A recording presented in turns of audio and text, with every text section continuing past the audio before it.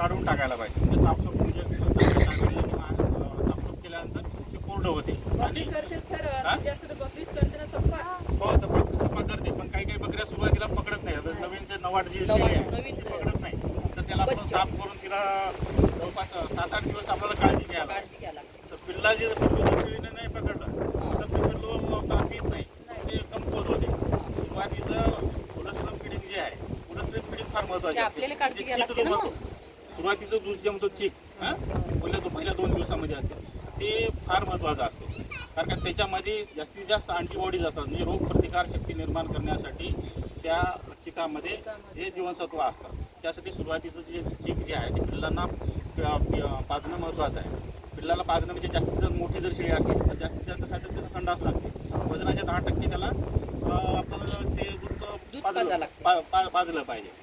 त्यासाठी पिल्लू शेळी पकडणं महत्त्वाचं असते. पिल्लू पकडली की तुम्हाला काय प्रतिनिधी असते, सुरुवातीच्या शेळ्या पकडतात, जे मोठ्या 2ऱ्या-3ऱ्या वेताच्या जे आहेत ते पिल्लं पकडतात. पण पहिल्या जे वेताचे आहेत ते शिल्प त्याला माहिती नसतं, ते पकडत नाही.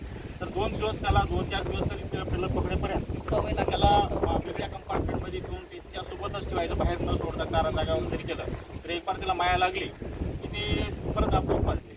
आता 100चा जर एक फ्लॉक जरी असला तर ते पिल्लू ते त्या शेळीजवळ जाऊन पाजते. 100च्या एवढं मोठे म्हणजे जास्त पिल्लाला पाजते. शेळी पकडल्यानंतर त्याला हे करत नाही. आणि विल्यानंतर त्याला कॅल्शियमची फिडिंग, कारण काय दुधावाटे कॅल्शियम भरपूर बाहेर पडत असते, तर त्याला कॅल्शियम आपल्याला चालू करायचं. साधारणतः एक 8-10 दिवस तरी त्याला कॅल्शियम लिक्विड कॅल्शियममध्ये कॉन्सन्ट्रेट फिडिंग चालू करा.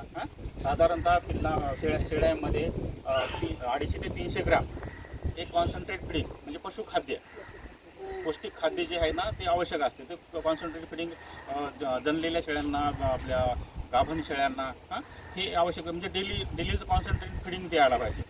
कारण काय त्याचं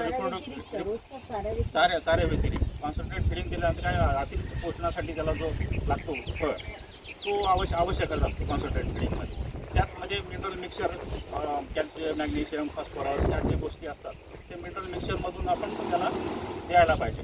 आमच्या इथं आम्ही स्वतः तयार करतो, वेगवेगळे कॉम्पोनंट्स खरेदी करून. मका झालं, ज्वारी झालं, परत टेप झालं, गूळ, मिनरल मिक्सचर असं सारं मिक्स करून त्या पर्सेंटेजनुसार आम्ही स्वतः, आमच्याकडे मशीन आहे, मशीनवर आपल्याला तुम्हाला घरी सुद्धा मोठा जर प्रोजेक्ट जर असेल तुम्हाला तर 7-8 लाखापर्यंत हा फीड मिल मशीन मिळते. नागपूरनंच खरेदी केलेली आहे.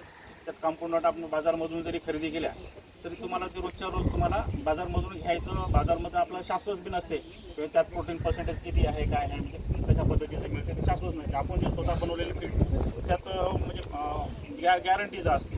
ते तुम्हाला तो मोठ्या प्रोजेक्टमध्ये तुम्हाला ते 500चा जर कोणाचा प्रोजेक्ट असेल तर तुम्हाला तो परवडते की म्हणजे 7-8 लाख रुपयाची मशीन आणून स्वतःला कॉम्पोनंट खरेदी करून बाजारमध्ये तुम्हाला किंवा शेतात आपल्या स्वतःच्या शेतामध्ये उत्पादन घेता येते.